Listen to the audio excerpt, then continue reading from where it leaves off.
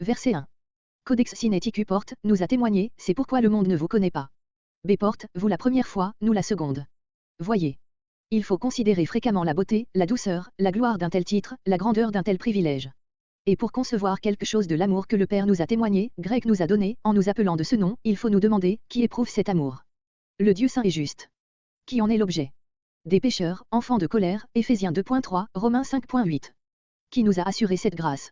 Jésus, en nous aimant jusqu'à la mort de la croix et en nous régénérant par l'Esprit, de sorte que nous sommes, nés de Dieu, 1 Jean 2.29, Jean 1.12, Jean 1.13, et que notre titre d'enfant de Dieu exprime une réalité intime et profonde. C'est cette réalité qu'affirment les mots, et nous le sommes qui se lisent dans Saint, B, A, C, après ceci, que nous soyons appelés enfants de Dieu. Cette leçon est admise par tous les critiques. Nous n'avons pas seulement le titre, mais la qualité qu'il énonce, Romains 8.16. Au reste, la même pensée se retrouve au verset 2. Jean a été conduit à parler de ce grand privilège des enfants de Dieu par la parole du verset qui précède, 1 Jean 2.29, il est né de Dieu, et il déduit plus loin la conséquence pratique de ce privilège, savoir la régénération et l'entière sanctification de ceux que Dieu a ainsi aimés et qui sont destinés à lui devenir semblables et à le voir tel qu'il est, verset 2 et verset mars 2010. Par là, l'apôtre rentre dans son sujet, la communion avec Dieu, au moyen de la sainteté et de l'amour, 1 Jean 1.3-10, 1 Jean 2.1-17. Que le monde, 1 Jean 2.15, 1 Jean 2.16, note, ne nous connaissent point, cela est naturel puisqu'il n'a point connu Dieu, Jean 17.26, il ne saurait donc connaître ceux qui, nés de lui, portent son image et sont animés de son esprit. Et cette profonde opposition entre le monde et Dieu, 1 Jean 2.15-17, Jean 14.17, Jean 15.18-21, doit leur faire sentir plus encore la grandeur de l'amour dont leur Père céleste les a aimés. Verset 2.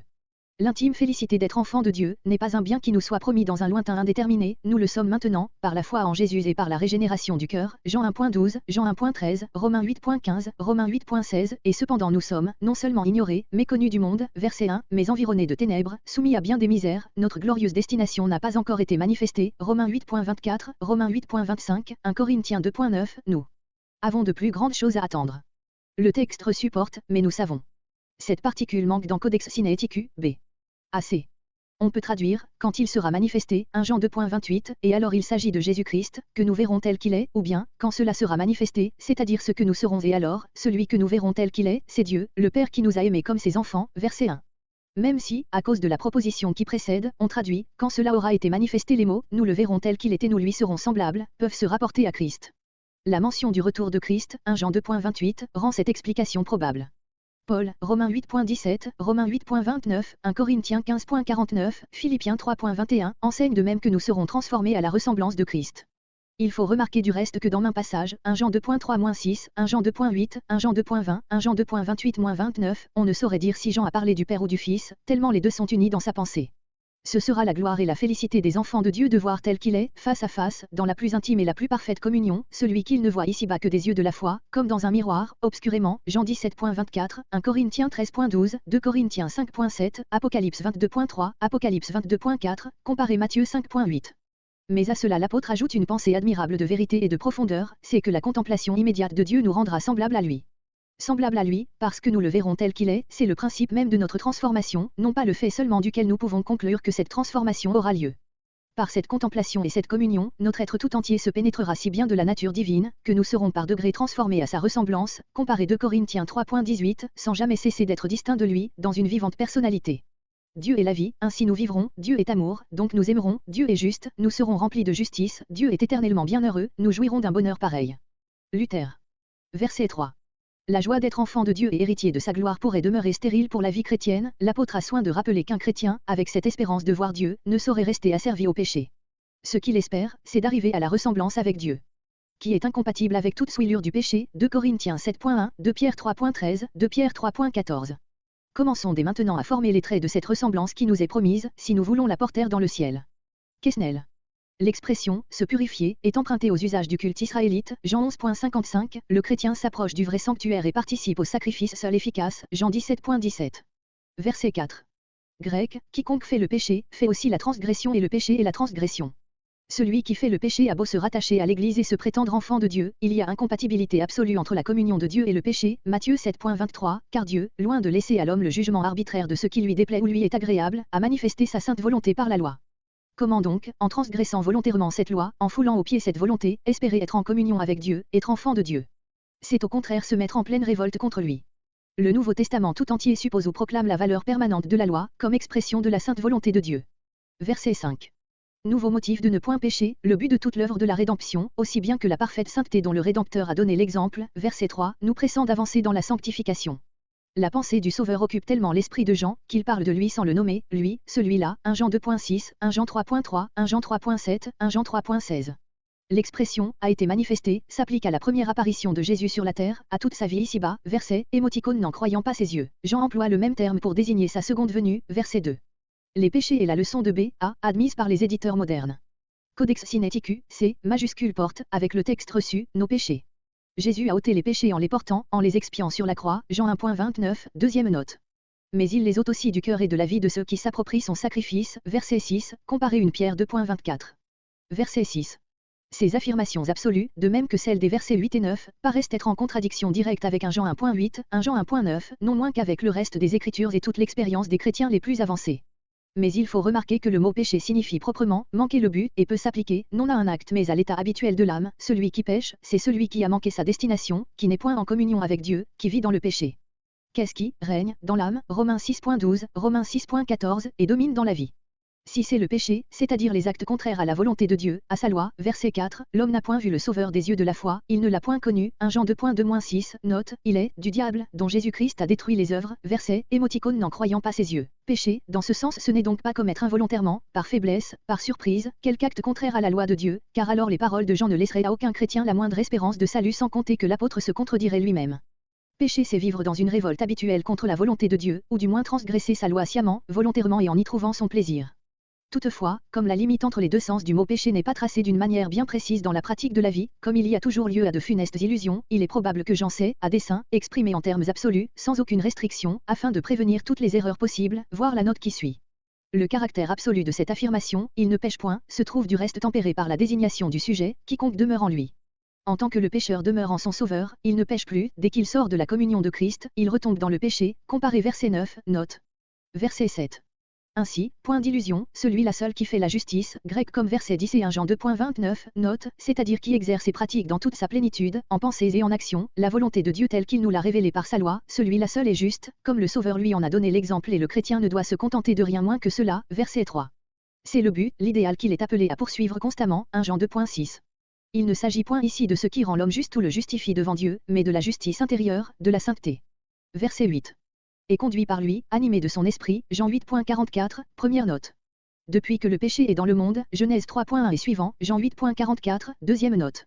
Le Fils de Dieu et le diable sont en lutte, c'est à l'action du diable que Jésus lui-même a attribué l'hostilité des Juifs, Jean 8.41, la trahison de Judas, Jean 6.70, les souffrances de sa passion, Jean 14.30, etc. Comment donc appartiendrait-on à Christ, si l'on fait les œuvres du diable? L'un détruit l'autre, il faut choisir et ne pas chercher à unir Christ et Bélial. Verset 9. Comparez verset 6, note. Jean indique ici pourquoi le chrétien régénéré ne peut plus pécher, il est né de Dieu, il y a en lui une vie qui exclut le péché, qui procède d'une toute autre source puisqu'elle a Dieu pour auteur. De plus, la même cause qui a opéré en lui cette transformation, cette création nouvelle, y est encore agissante, Jean la nomme la semence de Dieu, il entend par là sa parole et son esprit, moyen de la régénération, comparez 1 Pierre 1.23, note. Parce que cette semence demeure en lui, le chrétien ne peut pécher. Il est né de Dieu, il est une nouvelle création de son esprit, le péché apparaît dès lors dans sa vie comme une œuvre, du vieil homme, qui a été crucifié avec Christ afin que le corps du péché fût détruit, Romains 6.6, comme un fait contraire à sa vraie nature, restauré par le Sauveur et qui n'a que de saints désirs, des affections célestes. Sans doute cette affirmation, il ne peut pécher, parce qu'il est né de Dieu, est une affirmation de la foi, plus qu'une donnée de l'expérience.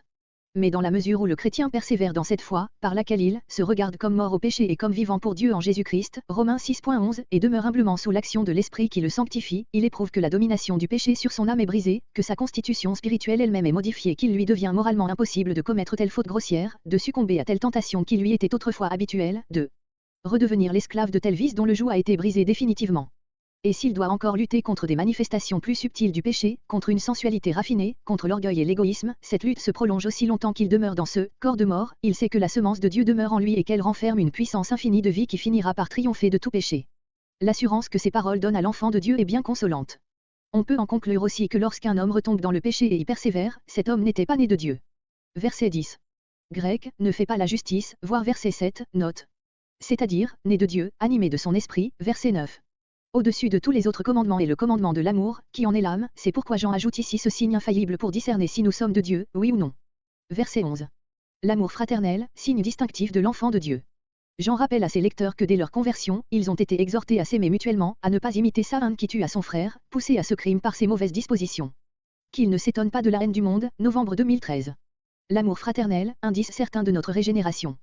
Nous reconnaissons, à notre amour pour les frères, que nous avons la vie. Celui qui n'a pas cet amour reste dans la mort. La haine fait de lui un meurtrier. Aucun meurtrier ne possède la vie éternelle, 14, 15. Jésus-Christ, modèle de l'amour qui se donne et agit. Il nous a révélé l'amour en donnant pour nous sa vie. Nous devons donc sacrifier notre vie à nos frères, quand nous avons ce qu'il faut à notre subsistance, ne pas refuser d'aider notre frère dans le besoin, ne pas aimer en parole, mais en œuvre, 16 à 18. L'amour fraternel, moyen de nous rassurer devant Dieu et de rendre nos prières efficaces. À cet amour, nous connaîtrons que nous sommes de la vérité. Nous nous persuaderons que, si notre cœur nous condamne, Dieu est plus grand, et nous aurons la liberté de lui adresser nos requêtes, certains d'être exaucés parce que nous obéissons à sa volonté, 19 à 22. La foi en Jésus-Christ et l'amour fraternel, condition pour demeurer en Dieu. Le commandement de Dieu est que nous croyions au nom de son Fils et que nous nous aimions les uns les autres. Dieu demeure en qui observe ce commandement. Nous reconnaissons sa présence en nous à l'esprit qu'il nous a donné, 23, 24. Versets 11 à 24. Enfants de Dieu, nous devons nous aimer les uns les autres. Ce message, 1 Jean 1.5, ils l'ont entendu dès le commencement, 1 Jean 2.7, c'est-à-dire dès le moment où ils eurent connaissance de l'évangile de Jésus-Christ. En effet, ce commandement de s'aimer les uns les autres a été donné par le Sauveur, avant qu'il fût répété par ses disciples, Jean 13.15-34, Jean 15.12. L'apôtre, pour confirmer, car, l'idée qu'il vient d'énoncer, verset 10, que, celui qui n'aime pas son frère n'est pas de Dieu, va insister, dans les versets qui suivent, sur ce côté essentiel de la vie chrétienne, non moins énergiquement qu'il ne l'a fait, verset mars 2010, sur la sainteté. C'est que toute sainteté, relativement à nos frères, est renfermée dans l'amour que nous leur portons, Romains 13.8-10. Verset 12. Grec, non comme ça un était issu du malin et tue à son frère. Comparez verset 8, première note et Jean 8.44. La seule mention du crime de Sahan, Genèse 4.16, ne suffit pas à l'apôtre pour faire ressortir par contraste l'amour qu'il recommande, il s'enquiert encore des causes morales de ce crime, pourquoi le tua-t-il ? Il l'attribue, non à la jalousie, comme le ferait attendre le récit de la Genèse, ni à la haine, comme semblerait l'exiger le contexte, Genèse 4.13-15, mais à la valeur différente des œuvres de Sahan et d'Abel, qui tenaient elles-mêmes à ce que le premier était du malin et accomplissait les œuvres de son père, comparez Jean 8.38, Jean 8.41, Jean 8.44. Par là, l'apôtre remonte à la cause première des mauvais sentiments de Sahan contre son frère, il rattache aussi son explication aux paroles divines qui furent adressées au meurtrier avant son crime, Genèse 4.7, et qui indiquaient clairement pourquoi Dieu mit une si grande différence entre le sacrifice des deux frères. Cette différence une fois manifestée tout le reste suivit naturellement et Sahan ne put accuser que lui-même de tout ce qui était arrivé, depuis la première cause de son péché jusqu'au châtiment qu'il attira sur lui. Dans ces deux frères se distinguent déjà les deux lignes parallèles de sentiments opposés qui se retrouveront toujours dans le monde, foi et incrédulité, amour pour Dieu, œuvres qui lui sont agréables et amour du péché, souvent unis à des œuvres de propre justice, royaume de Dieu et empire du monde, enfant de Dieu et enfant du diable. C'est ainsi que Jean généralise immédiatement, verset 13 et suivant, l'exemple qu'il vient de citer. Verset 13. Cette haine dont ils sont les objets de la part du monde, voir sur le sens de ce mot 1 Jean 2.15, 1 Jean 2.16, note, ne doit pas les étonner, elle leur montre qu'ils sont de Dieu, puisqu'ils rencontrent la même hostilité à laquelle Abel fut exposé de la part de Sahan. Les paroles et surtout l'exemple de leur divin maître les avertissaient de cette opposition absolue du monde, Jean 15.18, Jean 15.19. Verset 15. Jean s'est si absolu dans l'énoncé des vérités qu'il exprime que parce qu'il prend ces vérités à leur dernière profondeur. Ainsi, aimer, c'est le signe certain qu'on est passé de le mort à la vie, Jean 5.24, ou plutôt c'est la vie elle-même, car celui qui aime, est né de Dieu, 1 Jean 4.7, du Dieu qui est amour, 1 Jean 4.8. Ne pas aimer, ou, ce qui est la même chose, haïr, verset entre 13 et 15, c'est demeurer dans la mort spirituelle et morale, verset 14. Et comme la haine souhaite le mal du prochain, comme elle peut conduire tout homme, aussi bien que Sahan, jusqu'au meurtre, comme Dieu regarde au cœur, siège des sentiments et non seulement à la main qui en est l'instrument, celui qui est son frère est réellement, aux yeux de Dieu, un meurtrier. Jésus-Christ a exprimé la même vérité sous une autre forme, il voit dans la haine une violation du 6e commandement, Matthieu 5.21, Matthieu 5.22. Verset 16. Celui qui est peut en venir à sacrifier à sa haine la vie du prochain, verset 15, celui qui aime est rendu capable de sacrifier sa propre vie à ses frères, car son amour n'est pas autre que celui de Jésus vivant dans le cœur de son disciple. Or Jésus, grec, a mis sa vie pour nous. Son dévouement nous a révélé l'amour, un amour inconnu à la terre. Jésus lui-même l'a affirmé et a présenté l'amour dont il faisait preuve comme la norme de celui qu'il prescrivait à ses disciples, Jean 15.12, Jean 15.13. Mais l'exemple du Sauveur n'est pas seulement un modèle extérieurement proposé à l'imitation de ses rachetés, par l'Esprit, Christ rétablit l'image divine en eux, de sorte que leur obligation est, à tous égards, de lui ressembler, même en ce qui paraît le plus impossible à la nature humaine, 1 Jean 2.6, 1 Jean 3.3. Nous pouvons être appelés à donner nos vies pour nos frères, dans le sens le plus absolu du mot, mais, en tout cas, nous devons dépenser notre vie à leur service, la leur donner en détail, Vinet. Verset 18. Celui qui par la puissance de l'amour peut donner le plus, sa propre vie, verset 16, ne saurait refuser le moins, ce qu'il possède pour vivre dans le monde, grec la subsistance du monde, comparé sur le sens de ce mot 1 Jean 2.16, note, verset 17, autrement il aurait en cela même la preuve que son prétendu amour n'est qu'en parole et avec la langue, verset 18. Comparez Jacques 2.15, Jacques 2.16, Deutéronome 15.7-11, Ésaïe 58.10. Verset 20. Le mot au commencement du verset 19 manque dans B. A. Plusieurs éditeurs le retranchent. Le texte reçu porte, nous connaissons, le futur se lit dans Codex Sinaiticus, BA, C, etc. Les mots en cela du verset 19, indiquant le signe auquel nous connaîtrons que nous sommes de la vérité, voire sur cette expression Jean 18.37, troisième note, ne saurait se rapporter qu'à ce qui précède, verset octobre 2018, ce qui prouve que nous sommes, nés de Dieu, c'est l'amour. L'amour seul nous permet de persuader notre cœur, notre conscience, devant Dieu, en nous examinant sous son regard et en nous soumettant à son jugement, que si notre cœur nous condamne, Dieu est plus grand que notre cœur. D'autres interprètes traduisent, nous rassurons notre cœur devant Dieu. Bien que le verbe grec puisse avoir le sens d'apaiser, Matthieu 28.14, il est plus naturel de lui laisser ici sa signification habituelle. L'auteur suppose une sorte de dialogue que nous avons avec notre cœur, Codex Sinaiticus, c'est porte nos cœurs, et dans lequel nous cherchons à le persuader. Ceux qui traduisent, au verset 19, nous rassurons notre cœur, prennent la conjonction laquelle s'ouvre le verset 20 dans son sens causal, parce que, car, si notre cœur nous condamne, Dieu est plus grand que notre cœur. Mais, dans le texte grec, cette conjonction est répétée devant les mots « Dieu est plus grand », or il est vraisemblable que l'auteur l'a employé les deux fois dans le même sens et une reprise du que s'explique mieux qu'une reprise du parce que, nous persuaderons notre cœur que, si notre cœur nous condamne, que Dieu est plus grand que notre cœur. Pour éviter cette répétition de la conjonction, beaucoup d'interprètes, depuis Bengel, ont proposé de traduire, en distribuant autrement les lettres grecques du commencement de la phrase, dans les manuscrits majuscules les mots ne sont pas séparés par un intervalle, en quelque chose que notre cœur nous condamne, nous le persuaderons que Dieu est plus grand, ou, nous le rassurons, parce que Dieu est plus grand. Cette traduction, qui ne se justifie pas entièrement au point de vue de la syntaxe grecque, doit être rejetée, parce que la proposition parallèle du verset 21 porte, si notre cœur ne nous condamne pas, et n'établit aucune distinction entre les sujets de condamnation. Avec la traduction que nous avons adoptée, comment interpréterons-nous la pensée de Jean? Quelle est son intention en nous invitant à nous persuader que Dieu est plus grand que notre cœur et qu'il sait toutes choses? Veut-il aggraver la condamnation prononcée par notre cœur et nous inspirer un effroi salutaire en invoquant la plus grande sévérité de ce Dieu qui sonde nos cœurs et nos reins et connaît nos fautes cachées, Psaume 19.13, Psaume 90.8. Veut-il dire, si notre cœur nous condamne, en nous convainquant que nous n'avons point encore le vrai amour, versets entre 18 et 19, que nous ne sommes point réellement nés de Dieu, si notre cœur, malgré ses illusions et son aveuglement naturel, ne peut pas se rassurer devant Dieu, que sera ce du jugement de Dieu, de ce Dieu plus grand, plus saint, plus juste que notre cœur et dont les yeux sont trop purs pour voir le mal, comparé 1 Corinthiens 4.4. D'éminents interprètes, de saint Augustin et Calvin jusqu'à Luquet, de Huet et Néandé, ont expliqué ainsi la pensée de l'apôtre. Mais avec cette explication, admise dans nos précédentes éditions, il est difficile de comprendre l'enchaînement des idées. Jean nous a montré dans l'amour fraternel un signe auquel nous reconnaîtrons que nous sommes de la vérité, verset 19, début du verset, qui nous permettra d'acquérir, en consultant notre cœur, l'assurance de notre salut, et il viendrait aussitôt après détruire cette assurance en évoquant la pensée d'un Dieu plus sévère que notre cœur. Et comment pourrait-il continuer, au verset 21, en disant, si notre cœur ne nous condamne pas, nous avons de l'assurance devant Dieu. L'absolution que nous donne notre cœur ne signifierait rien, si le jugement de Dieu est plus rigoureux que le sien. Le contexte nous oblige ainsi à reconnaître, avec Luther, Bengel et la plupart des interprètes contemporains, que l'apôtre en appelle à la miséricorde de Dieu, qui est infiniment plus grande que celle des hommes, de Samuel 24.14, et qui surpasse même les pensées de notre cœur, Ésaïe 55.7-9. Ou plus exactement encore, ce que Jean invoque, c'est la toute science de ce Dieu devant lequel nous avons à nous examiner. Il la désigne expressément, quand il dit, Dieu est plus grand que notre cœur et il connaît toutes choses. Ces derniers mots précisent la pensée de l'auteur, ils montrent en quoi consiste la grandeur de Dieu, qu'il vient de rappeler, Weiss. Dieu est plus grand que notre cœur en ce qu'il connaît toutes choses. Notre regard est borné, le moment présent existe seul pour nous. Quand nous venons de commettre une faute, nous ne voyons qu'elle, le remords qu'elle nous cause nous fait douter de notre relèvement et de notre salut final, nous oublions les délivrances dont nous avons été l'objet, les grâces reçues. Dieu connaît toutes choses, notre vie entière est découverte devant lui. Il sait les origines de notre foi, de notre amour, puisqu'il les a créées dans notre cœur. Il voit comment nous sortirons des difficultés, des tentations dans lesquelles nous nous débattons et qui nous désespèrent, puisque c'est, en lui, qui nous a aimés, que nous sommes plus que vainqueurs, Romains 8.37. En vertu de sa toute science, il nous a attirés à lui, Jean 6.44, aimé le premier, 1 Jean 4.10, prédestiné à être semblable à l'image de son Fils, Romains 8.29, il nous a élus parce qu'il savait que nous persévérerions jusqu'à la fin. Cette pensée de la toute science de Dieu est un sérieux avertissement pour ceux qui ne sont pas nés de Dieu et n'aiment pas, en vérité, verset 18, ils peuvent, en feignant la charité, en copiant ses manifestations extérieures, 1 Corinthiens 13.2, 1 Corinthiens 13.3, tromper les hommes et se faire illusion à eux-mêmes, Matthieu 7.22, ils ne sauraient échapper au jugement de celui qui connaît toutes choses. Mais pour ceux qui possèdent réellement en Dieu la vie de l'amour, la certitude que Dieu connaît toutes choses les rassure, quand le souvenir de leur chute les accable, quand ils sont assaillis de tentations ou d'épreuves et que leur foi chancelle, ils peuvent en appeler avec confiance à celui qui sait quel est leur amour, Jean 21.17.